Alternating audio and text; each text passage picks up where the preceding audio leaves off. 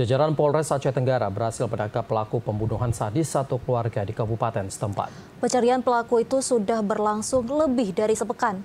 Setelah melakukan penyisiran, akhirnya pelaku berhasil ditangkap.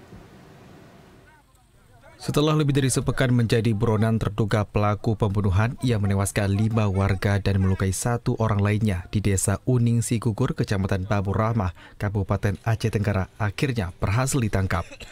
Tim gabungan TNI Polri dengan dukungan masyarakat berhasil membekuk pelaku berinisial AS yang berusia 21 tahun di Desa Salim Pinim, Kecamatan Tanah Alas pada hari Senin malam sekitar pukul 20 tepat waktu Indonesia Barat.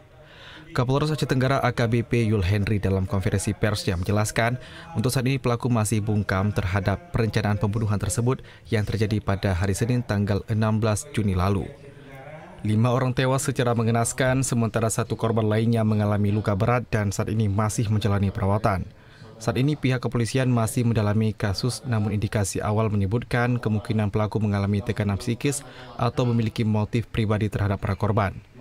Pihak kepolisian juga berhasil mengamankan 23 jenis barang bukti, diantaranya 2 buah parang yang 1 diantaranya digunakan untuk menghabisi nyawa korban, 1 buah ketapel, batu asah, baju yang digunakan untuk membunuh korban, dan 2 unit ponsel.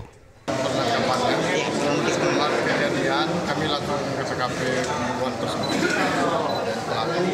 Setelah di TKP ketiga, jam spontan lari langsung ke arah perkebunan warga dan kita dan masuk ke dalam hutan. Dari hari pertama, kedua, berpindah-pindah gunung, bukit, dan lembah yang dia lalui. Sementara itu, Bupati Aceh Tenggara M. Salim Fakri menyampaikan agar warga tidak perlu khawatir saat beraktivitas karena pelaku pembunuhan sudah berhasil diamankan. Dirinya juga mengapresiasi terhadap kinerja Polres Aceh Tenggara dalam menangani kasus ini. Pertama, kita mengucapkan sukses kepada aparat keamanan, khususnya Polres Aceh Tenggara dan jajarannya. Ada teman-teman dari Polda dan di backup oleh Dandim Kota Tani. Kita menghimbau kepada seluruh warga, perjalanan 7-8 hari baru tertangkap tersangka ini.